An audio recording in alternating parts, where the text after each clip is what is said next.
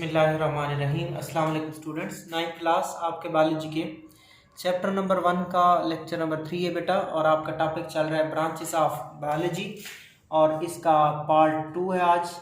ठीक है, 5 ब्रांचेस आपने पहले पढ़ी और आज भी आप नेक्स्ट 5 ब्रांचेस की डेफिनेशन देखेंगे। तो आज जो हमने पढ़नी है वो जेनेटिक्स होगी बेटा, फिर एम्ब्रियोलॉजी है, फिर टैक्सोनॉमी है, फिर पैलेंटोलॉजी है, और फिर एनवायरमेंटल बायोलॉजी है। तो सबसे पहले हम देख लेते हैं जेनेटिक्स को। जेनेटिक्स के लिए इधर एक, अगर आप इस पूरे को बोलते हैं जेनेटिक्स, यहाँ पे आपको एक लफ्ज नजर आएगा जीन का। किसका लफ्ज बेटा? जीन का लफ्ज। तो जेनेटिक्स के लिए आपने किसका लफ्ज याद रखना है? जीन का। उर्दू में भी इसको क्या कहते हैं? जीन कहते हैं। तो जेनेटिक्स में हम जीन का मुताला करते हैं। अब मैं आपको बता देता हूँ कि जीन्स क्या होती हैं। तो बेटा मैं आपको जीन्स के बारे में बता देता हूँ। ये एक सेल है, और आपने कल सेल के बारे में देखा था कि सेल जो होता है जानदारों को बनाता है। ठीक है, जानदारों की स्ट्रक्चर भी सेल बनाता है और जानदारों के काम भी सेल करता है। तो सेल है, सेल के अंदर क्या होता है? न्यूक्लियस होता है। ये पूरा सेल है। सेल के अंदर क्या मौजूद है? न्यूक्लियस मौजूद है। हमने न्यूक्लियस को बाहर निकाला, ये न्यूक्लियस आपने देखा। ठीक हो गया बेटा, समझाने के लिए आपको ये डायग्राम में बना रहा हूँ। ये न्यूक्लियस है। न्यूक्लियस के अंदर क्या मौजूद होते हैं? क्रोमोसोम मौजूद होते हैं। ठीक है, उस क्रोमोसोम को बाहर निकाला, क्रोमोसोम को बड़ा किया आपने, तो क्रोमोसोम्स के ऊपर आपको क्या दिखाई देती हैं? जीन्स दिखाई देती है। ये जो मैं ग्रीन ग्रीन बना रहा हूँ, इन सबको क्या कहते हैं बेटा? जीन्स कहते हैं। ठीक हो गया। ये बेसिकली विरासत की इकाइयाँ होती हैं। क्रोमोसोम के टुकड़े होते हैं, डीएनए के टुकड़े होते हैं, और विरासत को कंट्रोल करती हैं। ठीक है, तो इस तरह ये मौजूद होती हैं क्रोमोसोम के ऊपर, और विरासत की इकाई है। तो इन्हीं जीन्स को पढ़ना और इन्हीं जीन का विरासत में किरदार का मुताला करना जेनेटिक्स कहलाता है। तो तारीफ देख लेते हैं जेनेटिक्स की। The study of genes. ठीक हो गया। तो जेनेटिक्स में लफ्ज आपने क्या याद रखना है? जीन का। The study of gene, gene का मुताला, एंड देयर रोल, रोल कहते हैं किरदार को, किरदार मतलब काम। ठीक हो गया। So the study of gene, gene का मुताला, एंड देयर रोल, और फिर इनके किरदार का मुताला किस चीज के अंदर? इनहेरिटेंस के अंदर। इनहेरिटेंस बोलते हैं विरासत को। किसको बेटा बोलते हैं? विरासत को। ठीक हो गया। तो जीन का मुताला और उनका विरासत में किरदार का मुताला क्या कहलाता है? जेनेटिक्स कहलाता है। जीन्स और जीन का विरासत में किरदार का मुताला जेनेटिक्स कहलाता है। ये डेफिनेशन आपने क्लियर की। Study of gene and their role in inheritance is called genetics. अब ये इनहेरिटेंस क्या है? ये विरासत क्या होती है बच्चों? विरासत से मुराद होता है, इनहेरिटेंस से मुराद होता है कि खसूसियात का एक नस्ल से दूसरी नस्ल में मुंतकिल होना। खसूसियात का एक नस्ल से दूसरी नस्ल में मुंतकिल होना विरासत कहलाता है। ठीक है, लाइक खसूसियात, एक नस्ल हमारे वालिदैन होते हैं, फिर एक नस्ल से दूसरी नस्ल जो बनती है वो बच्चे होते हैं। तो वालिदैन से खसूसियात का बच्चों में मुंतकिल होना ये भी विरासत कहलाता है, और खसूसियात का वन जनरेशन से दूसरी जनरेशन में मुंतकिल होना वो भी विरासत कहलाता है।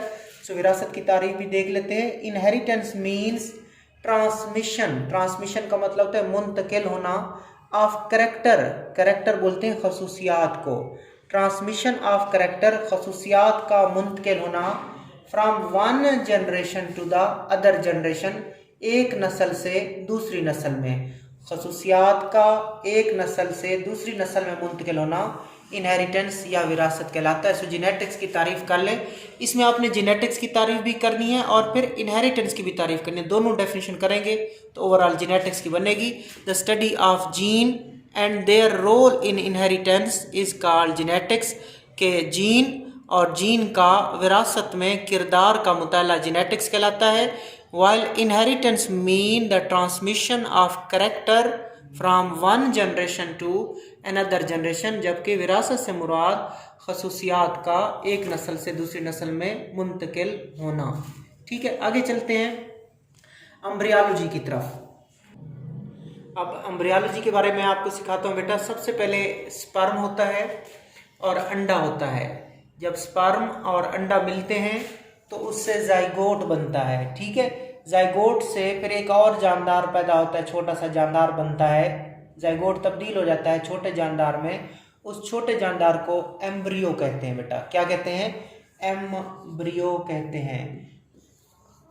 जानदार अपनी नशोनुमा के इब्तदाई मराहल में क्या कहलाता होता है? एम्ब्रियो कहलाता है। कोई भी जानदार अपनी नशोनुमा के इब्तदाई मराहल में क्या कहलाता है? एम्ब्रियो कहलाता है। फिर उस एम्ब्रियो की डेवलपमेंट होती है बेटा, उस एम्ब्रियो की डेवलपमेंट होती है, वो मुख्तलिफ तब्दीलों से गुजरता है और आखिरकार वो एक नए जानदार में तब्दील हो जाता है। आखिरकार वही एम्ब्रियो एक नए जानदार में, न्यू इंडिविजुअल में तब्दील हो जाता है। इस सब का मुताला क्या कहलाता है बेटा? इस सब का मुताला एम्ब्रियोलॉजी कहलाता है। इसका मुताला एम्ब्रियोलॉजी कहलाता है। सो देखिए, the study of development of an embryo, ठीक है, ये यहाँ से तारीफ शुरू हो गई। Study of development of an embryo to new individual, के एक एम्ब्रियो की डेवलपमेंट का मुताला करना जिससे वो एक नए जानदार में तब्दील हो जाए। ठीक है, study of development of an embryo to a new individual is called embryology. ठीक है, तो क्या आपने देखा कि ये एम्ब्रियो है। क्या है बेटा? एम्ब्रियो है, छोटा सा जानदार। कोई भी जानदार जब वो अपनी नशोनुमा के इब्तदाई मराहल में गुजरता है, इब्तदाई मराहल में होता है, तो उसका नाम एम्ब्रियो होता है। तो उसकी डेवलपमेंट होती है, उसमें चेंजेस आती हैं, जिसके बाद वो न्यू इंडिविजुअल में तब्दील हो जाता है। तो इसको पढ़ना कि ये कैसे किन किन तब्दीलों के बाद नए जानदार में तब्दील होता है, इस सब को क्या बोलते हैं? एम्ब्रियोलॉजी कहते हैं। Study of development of an embryo to a new individual, study of development of an embryo to a new individual is called embryology. आगे चलते हैं बेटा टेक्सोनोमी की तरफ। टेक्सोनोमी की क्या तारीफ है बेटा? The study of naming and classification of organism into group and into सब ग्रुप। इसमें दो चीजें आपने याद रखनी होती हैं। पहली बात, इसमें करना क्या है? जितने भी दुनिया में जानदार हैं बेटा, दुनिया में जितने भी जानदार हैं उनको आपने नाम देना है। उनको आपने क्या देना है? साइंसी नाम देना है। फिर उनकी आपने क्लासिफिकेशन करनी होती है। सो जानदारों को नाम देना और फिर उनकी क्लासिफिकेशन करना। क्लासिफिकेशन का मतलब क्या होता है? उनकी ग्रोहबंदी करना, उनको ग्रुप्स में रखना। और ग्रुप, पहले बड़े ग्रुप बनाए जाते हैं, फिर बड़े ग्रुप्स के बाद छोटे ग्रुप बनाए जाते हैं। ठीक हो गया।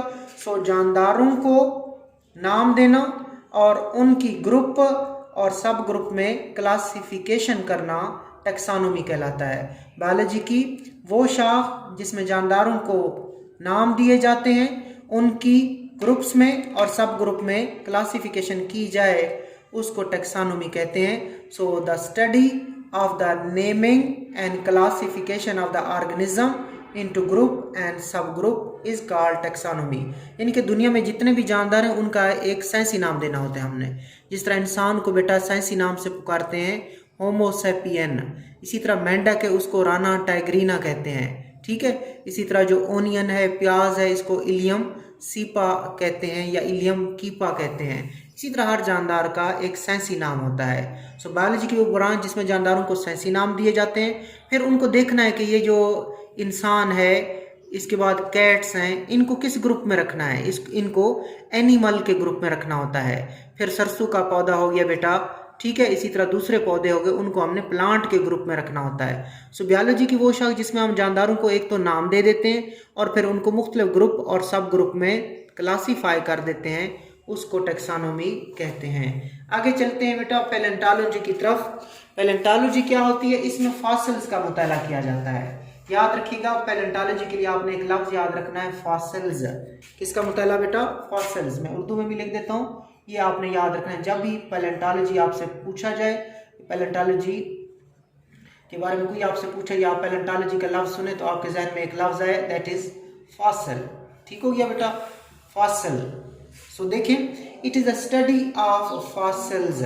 फॉसिल्स का मुताला पैलेंटोलॉजी कहलाता है। अब इसका पता होना चाहिए ये फॉसिल्स क्या होते हैं। फॉसिल्स क्या होते हैं? ये पौधों और जानवरों की मुर्दा बाकियात होते हैं। यानी कि सैकड़ों साल पहले, हजारों साल पहले जो पौधे और जानवर मर गए और मिट्टी तले दफन हो गए, तो उन्हीं, लेकिन अब वो उस शक्ल में तो नहीं होंगे ना बेटा। पौधे और जानवर जो हज़ारों साल पहले, सैकड़ों साल पहले मर चुके हैं, उनको काफ़ी साल हो चुके हैं, लिहाजा वो उस शक्ल में मौजूद नहीं होंगे। अब वो चेंज हो चुके होंगे, या वो कोल की शक्ल में, कोयला की शक्ल में तब्दील हो चुके होंगे, या वो ऑयल की शक्ल में तब्दील हो चुके होंगे, या वो नेचुरल गैस की शक्ल में तब्दील हो चुके होंगे।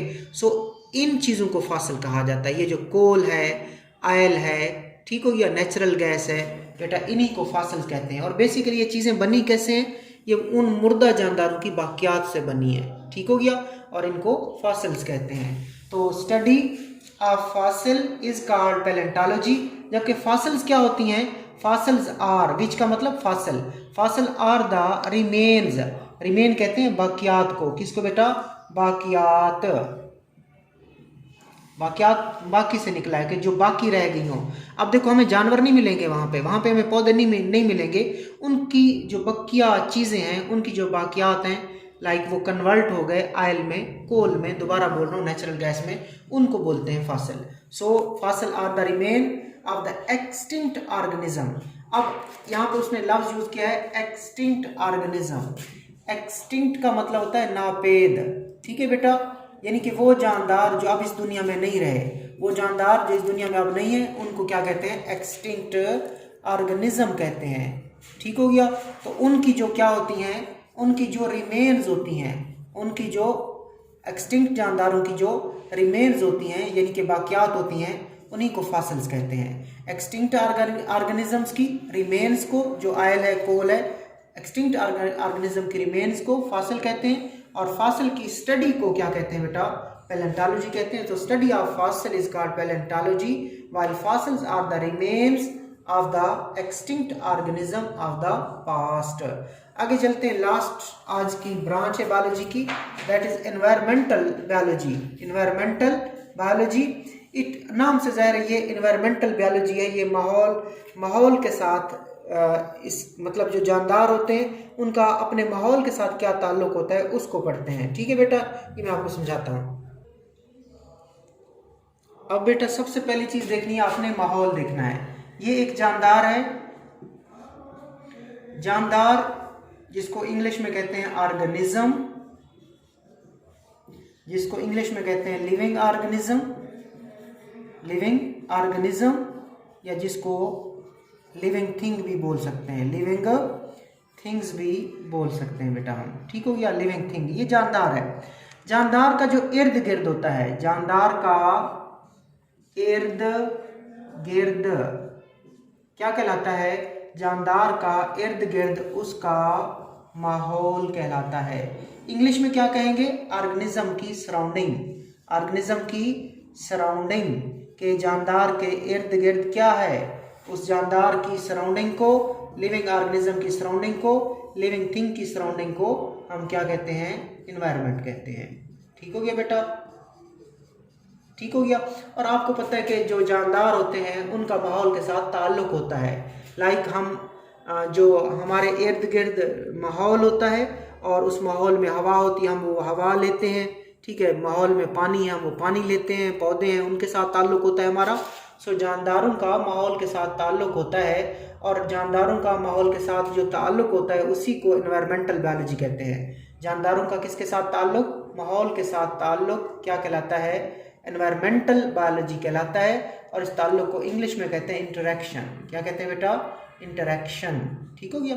तो जानदारों का, लिविंग ऑर्गेनिजम्स का इंटरेक्शन किसके साथ? एनवायरनमेंट के साथ। इसकी स्टडी को हम क्या कहते हैं? एनवायरमेंटल बायोलॉजी कहते हैं। So it's deal with the study of interaction, ताल्लुक या तामुल भी कह सकते हैं इसको, किसके दरमियान?